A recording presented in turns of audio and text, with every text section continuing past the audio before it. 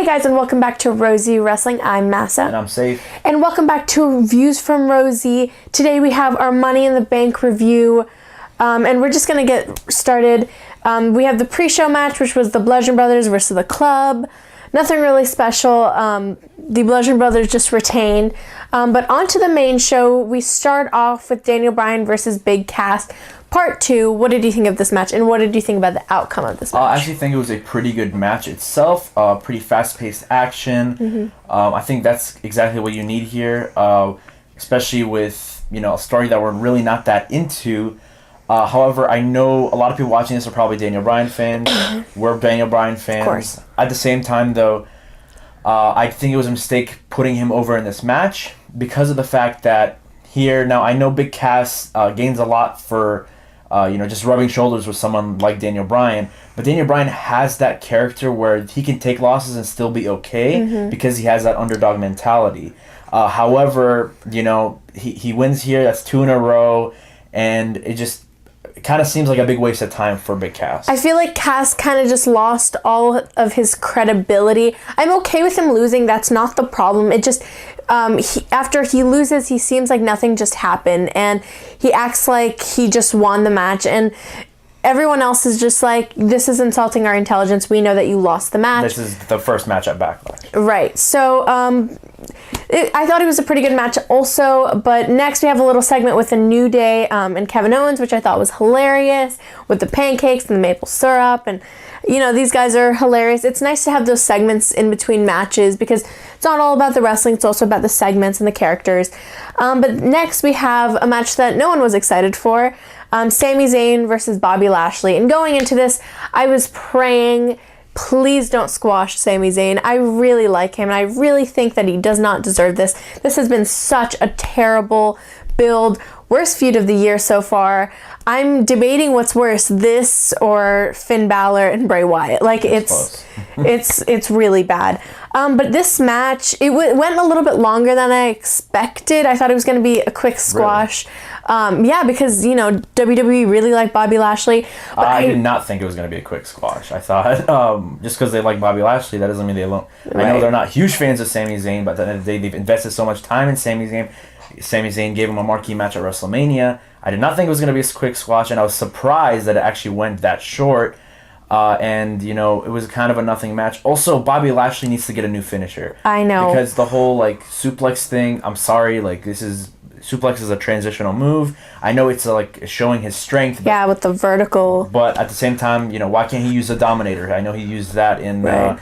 Back in WWE on his first run. But also, please get new entrance music. That is probably the most generic thing I've ever heard in my entire life. Moving on now to the Intercontinental Championship match. Seth Rollins defends his title against Elias. And, this match had a lot of potential. It wasn't as good as I thought it was going to be, just because Seth Rollins has probably been probably the MVP of the year in terms of his match quality.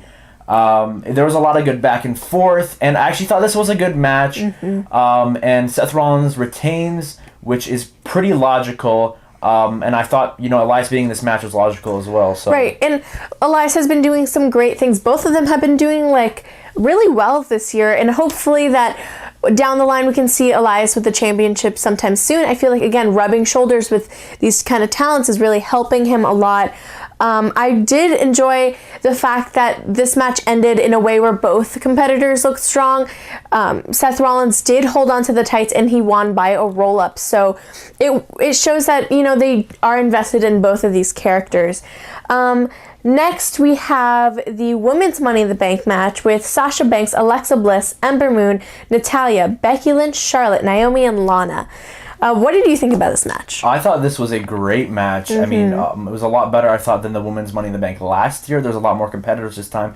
Last time it was 5 competitors. Now here we had 8. Wow, 5. So a very good match. A lot of cool spots. I thought everyone shined in this match as well. Right. No one was left out. Even Lana had some pretty good spots. Yeah, but one criticism I have is the awful timing sometimes. Oh, yeah. I mean, sometimes, I know Becky Lynch basically won the match, but she just, started, fidgeting with the thing because, Naomi was too slow to get to her. or I remember there's something like that with Ember Moon, and they're just standing there like, oh, how are we going to stall? And I feel like the timing should have been better, and maybe they kind of worked it out a little bit just more precisely. But I did think this match was a pretty exciting, I thought everyone had their spot, but I think the winner was definitely not the option I would have. We did not expect that. I know, I said Natalia, you said Becky Lynch. Becky Lynch, and I was thinking maybe Sasha Banks. Maybe Ember. But I did not expect Alexa Bliss to win at all. I mean, she just came off of a lengthy title run where it was an awful title run that included her not defending the title for months. I think it was also because she did have surgery, but then why have the title on her? That's true. Like it was not really great, and plus, like I think the Money in the Bank especially is a great way to establish new stars. I understand maybe if the Royal Rumble is more about the main event of WrestleMania, who's going to go against the champion at WrestleMania, but this is really truly someone who hasn't had a title shot yet or hasn't really been a champion for quite a while, and this is a great way to show, oh, we care about you, we'll give this to you. And it could have been great, but the fact that Alexa won it, we kind of understand a little bit later, but still I thought it was very questionable booking, and we see a little bit more of that questionable booking later throughout the night. But next we have Roman Reigns versus Jinder Mahal, which, might I say, the Chicago crowd crapped all over this match. They did not care whatsoever. They were giving boring chants like 15 seconds into the match. Which I think is not exactly fair, but... No, it is completely unfair. Listen, we hate this feud. We don't think it's like basically the right competitors. I think they just don't really mesh well together. I thought it was an okay match. Some people were saying on Twitter, like some of these Roman Reigns defenders were saying that it was a great match. That's not true at all. It was a good match. Nothing special, really. A lot of rest holds. But, Roman wins, so we get to move on with our lives. Similar to the Sami Zayn and Bobby Lashley feud, we can just move on. It's obviously this feud hasn't been as bad as that one. But at the same time, they're chanting boring. They're chanting all these things at you. They're chanting there was like Cena sucks and... Yeah. So...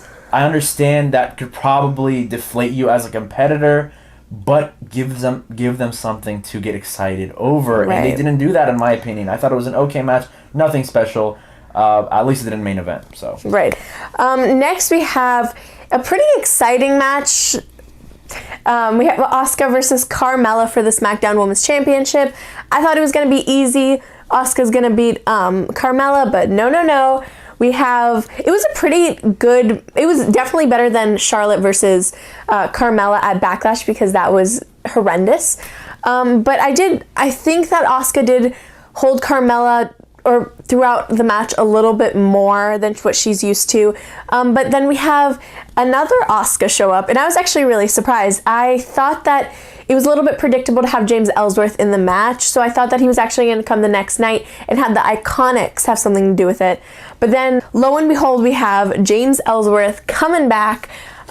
So as for this match, I thought it was a pretty decent match. Again, nothing special, but James Ellsworth coming in. We didn't really talk about it in our preview, but it just kind of went over my head. James Ellsworth coming back, I think it's a good option. For me, I don't think they should have fired him in the first place. I think he gave Carmella, all the heat that exactly. He did so much for her, and I felt like he should have been there when she won the title. I'm happy for him because I listened to Jericho's podcast, and James Ellsworth was on it, and he was saying how much it meant to him and how he cried when he got released, and he said that he'll be back and stuff like that. So it is a pretty good feel-good story, but he is back, so I'm happy for that. And Carmella wins. I understand, maybe Asuka shouldn't be that dumb and that oblivious that she gets distracted like that. Right. However, she still looks strong here because at the end of the day, it is a distraction. And it is the WWE. We see a lot of these distractions where it's like, come on, guys. We've seen this so many times. Like, just continue with the match. But, she loses here, and obviously it's not as big as when she lost at WrestleMania against Charlotte. But here I think we're kind of building up a story for her to eventually win, hopefully at SummerSlam. And hopefully a big win, hopefully win the title. Yeah, as I think, I even said, I think there's no way Carmella doesn't walk out with the championship. Even if Asuka wins, it was going to be disqualification or something like that. But Carmella walks out, and I think, there's a little bit of something to get excited over. Maybe, I'm interested to see what happens on SmackDown. Now moving on to the WWE Championship match. It's AJ Styles defending his title against Nakamura. This is AJ Nakamura 5. Obviously, we're just talking about this WWE program that they've had, not the New Japan stuff. And I have to say, they finally pulled it off. It was a fantastic match. That was amazing. So many cool spots. This is what we were looking for at WrestleMania. I was okay with the fact that it's the 5th match that they have had in the WWE. If they were going to give us 1, a great match, and 2, hopefully the ending that we wanted. But as for the match, the storytelling was really there. You could tell that Shinsuke really wanted it, and AJ's trying to just keep fighting, being the fighting champ that he is. And I thought that they really did pull off a really good story. As for the main roster, this is Shinsuke's best match on the main roster. They got a lot of time here to really tell their story. There's a lot of cool false finishes. I know it's a last man standing match, but there's a lot of cool last second stand-ups by both guys.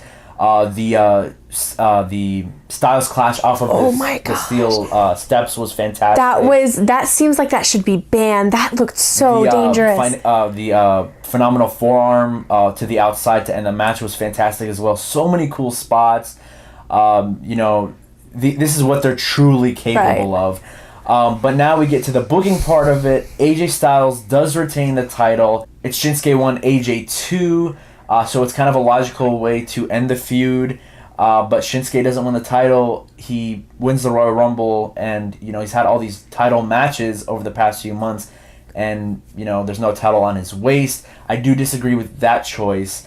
I really lost hope when he lost the match. I was really like, what is he gonna do? I think he needed to win that title for his character. But I think there's light at the end of the tunnel. I really wanted him to win because, one, his character has really improved in the past few months of just, his heel run has been amazing. And I feel like it's nice to have new champions every once in a while. I do enjoy those long title reigns to show the importance of the championship belt itself. But I do like to see new champions. And I feel like Shinsuke would have just a great role as champion.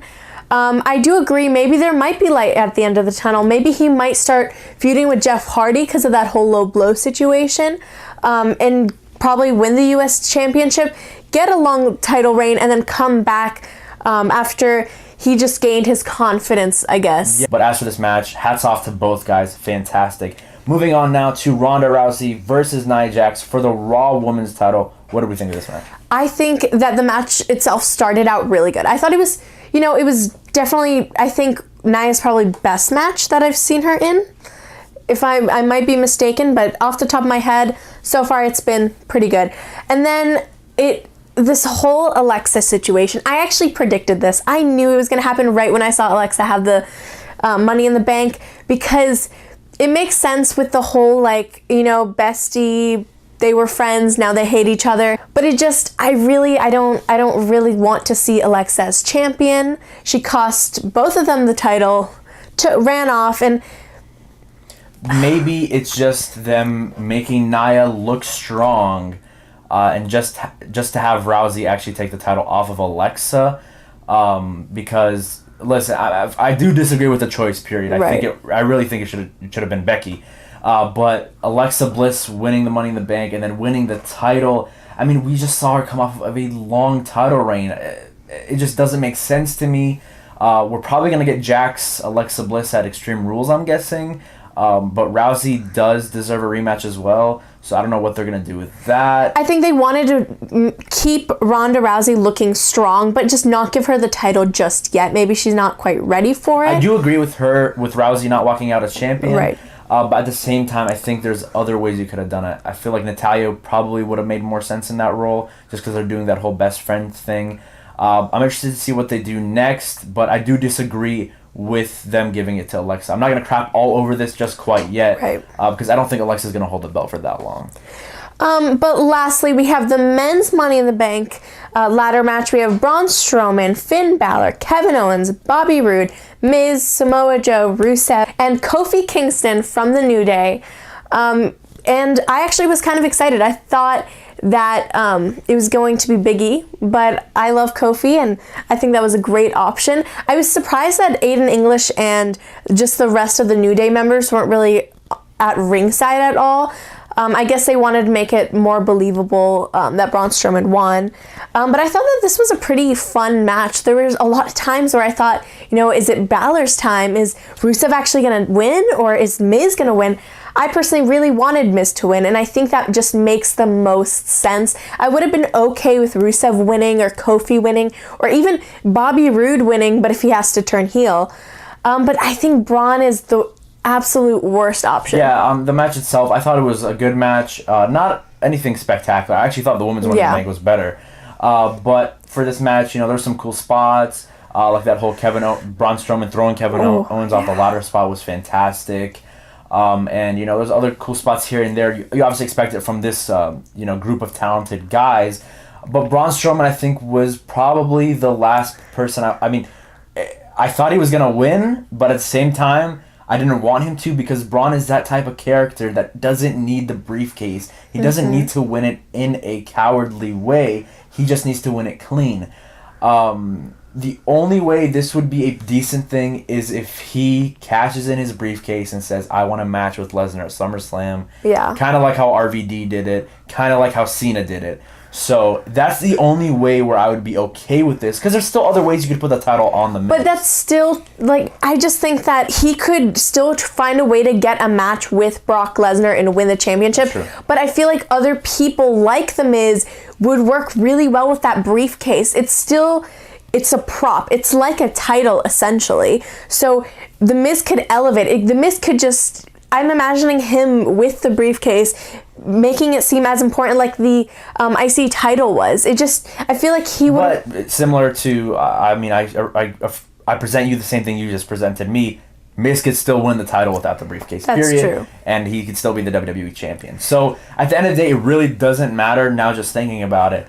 But if Braun does win in a cowardly way, then this is the dumbest thing that could have possibly happened. And they've made Braun look like such a monster this year, so it kind of it makes sense. Doesn't mean I have to like it, and then the only way I will like it is if Braun actually ends up with the title, winning it in a non-cowardly way, maybe at a SummerSlam, so a big event, beating Brock completely clean. So as for this whole show, what did you think of Money in the Bank?